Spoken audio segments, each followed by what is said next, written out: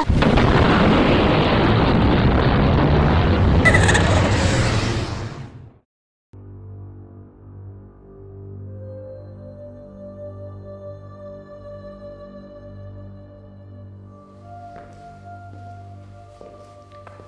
name is Gary Nichols and I am a conceptual photographic artist from Hertfordshire in the UK. And this is the Imaginarium.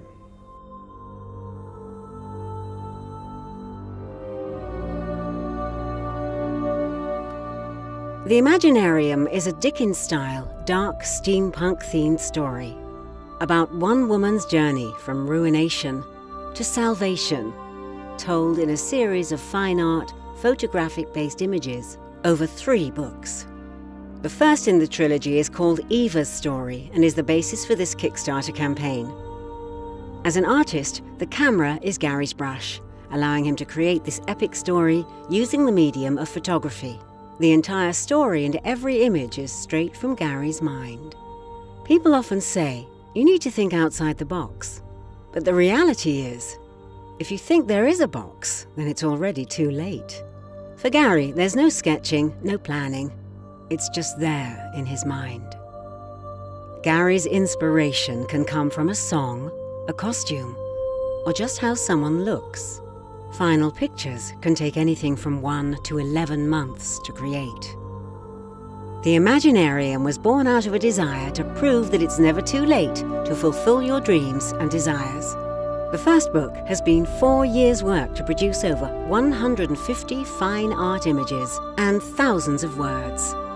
This is a dark tale set in a steampunk world of wickedness, betrayal, murder, and greed. Locations for his images are from all over the world, with Gary only using images that he's taken himself. The final pictures then effectively create a storyboard for the book. Every person in this story is a genuine steampunk, and in a lot of cases, their costumes are their own creations. Each image within the story portrays its own story. As an example, the image behind me, you will see that Warren Abernathy sitting in the centre. He's a compulsive gambler. He's gone all in, playing poker.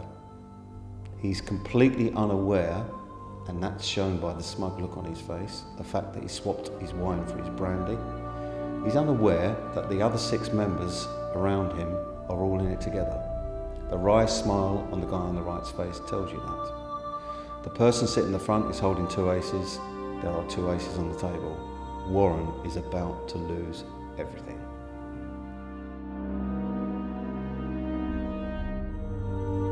Peter Walton is the genius behind the props used in the story. The gadgets, the machines have all been designed and hand-built by Peter for the story, so they really do exist. Yeah. What I wanted it to do was present the orb. So as it opens, it presents the artifact in the middle. That's what I wanted it to do. I believe that steampunk is a bit macabre anyway, so and I think this suits this idea quite well. That he's tried to replace parts of his senses, the eye, taste, that sort of thing, hearing, through mechanics. So that's what I've tried to portray here, rather than just bits and pieces stuck on for effect. Tried to make it make sense.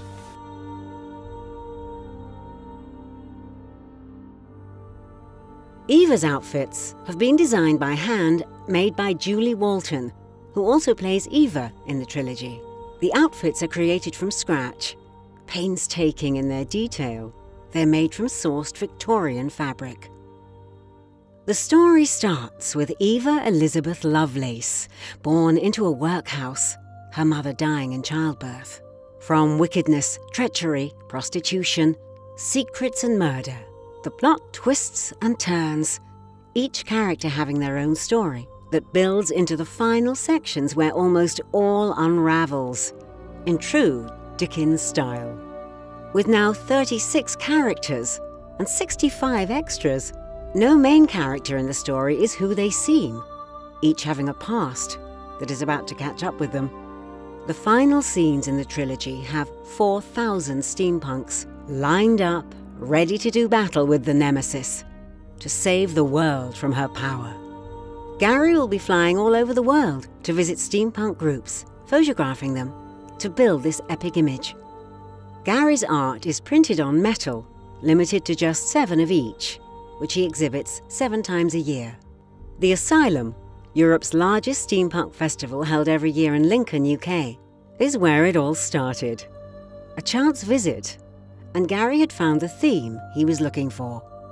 Inkwell Services will be designing and editing the book.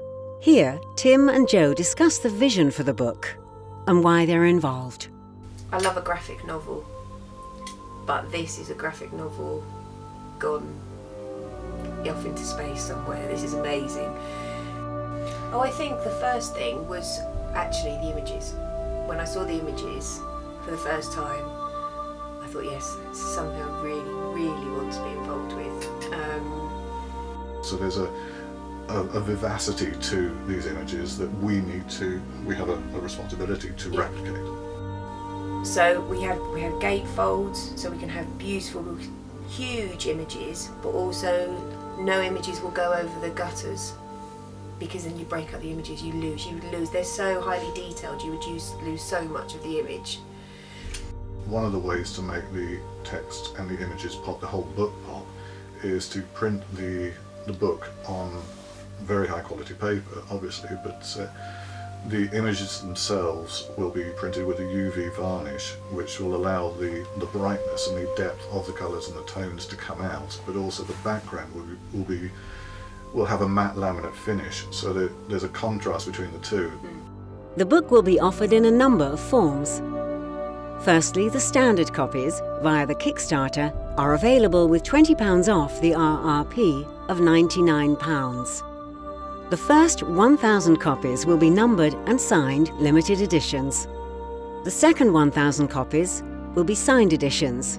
The remaining copies will be first editions. 200 limited edition signed copies, with 2 limited edition signed and certified 20-inch metal prints. And finally, 15 special limited edition versions, with stainless steel and leather wet-cut collector's cover.